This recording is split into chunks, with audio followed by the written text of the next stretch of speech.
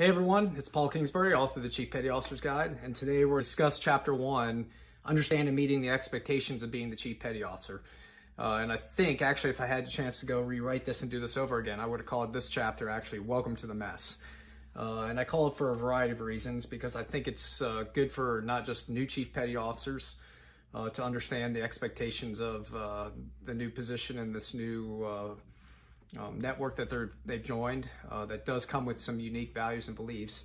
But I think first-class petty officers who are striving to be chief petty officers or not can gain from these expectations as well. As far as experienced chief petty officers, taking time to make sure that they understand them still and that they're aligned to them. So when you talk about expectations, you're really talking about foundations of behavior. So when you look at behavior, far too often we want to change culture and change behaviors. But all those cultures and those attitudes and the beliefs that you see out there that underlie the behaviors you're seeing, they're shaped by a value and a belief system. And not unlike other organizations, chief petty officers are shaped by a value and belief systems, but they're actually been shaped by several value and belief systems over their careers. So in Chapter 1 of the Chief Petty Officer's Guide, we explore that a little bit more. I go into depth because I think that's the way you set the tone of the book, or for a new chief who's gotten this book, it sets some of the expectations. So when you think about the foundations of behavior and where those values and beliefs are captured, you have to think of several different sources. So in the chapter, I touch on things like, hey, there's professional expectations of being a member of the profession of arms. And I'll reference you to the Backbone of the Armed Forces Non-Commissioned Officer Petty Officer Guide that gets into some of those more broad expectations of professionals and being a professional in the profession of arms.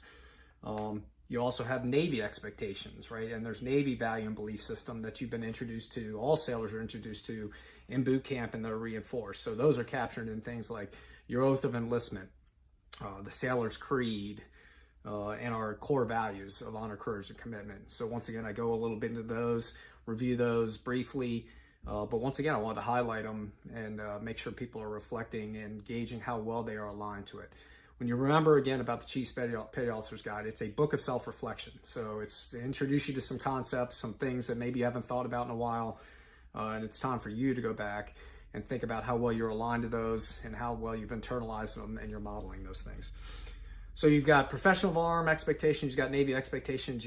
We also have expectations, unique to the Chief Petty Officer's mess.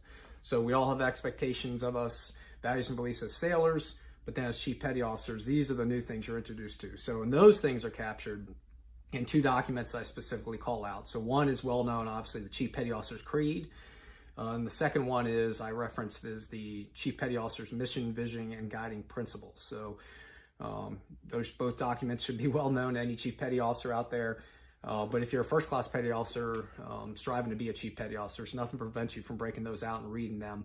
And making sure how well you're aligned to those things as well. So we touch about those, little history on where those came from and why those are important. And we get into wardroom expectations.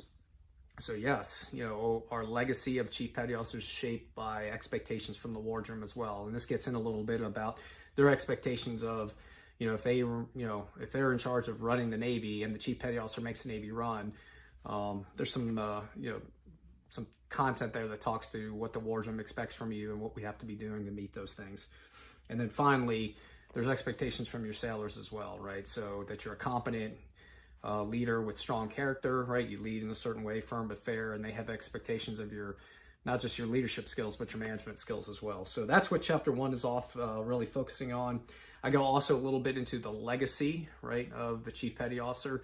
And we talk about the importance of legacy and that legacy that we're protecting as Chief Petty Officers when you get welcomed into the mess. So I'm going to talk about people like Carl Brashear, Del Black, Loretta Walsh, Peter Tomich. Those are captured because there are many examples of legacy and many chiefs that embody the attributes and characteristics and represent the values and beliefs that we strive to achieve. But I just called out a few of them, 5, 6, or 7, not just World War II heroes, but there's intellectual leaders in the mess as well. And then there's leaders that have had to overcome adversity like Carl Brashear on many levels. So I hope you find that Chapter 1 introduces you, gives you a good introduction, sets the tone for the guide. Again, a lot of those things will be then discovered a little more in later chapters in the book. So we're really going to get heavily in the chapter in connection power and the CPO mess. We're really going to talk about the expectations chief petty officers have for each other and how you succeed and contribute strongly to the chief petty officers mess.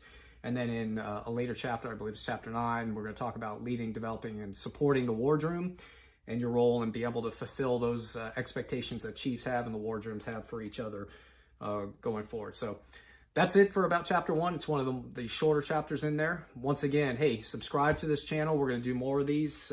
Next one, we'll start getting into the fundamentals of power and influence. But definitely give me a thumbs up, like it, share it. For those of you who haven't gotten a copy of the Chief Petty Officer's Guide, get on. You can order on the U.S. Naval Institute website. It's on Amazon, it's Barnes & Noble. So if you do get it, give me some feedback on Amazon. Leave a comment, let them know how you're liking it. So we'll see you again in the next episode.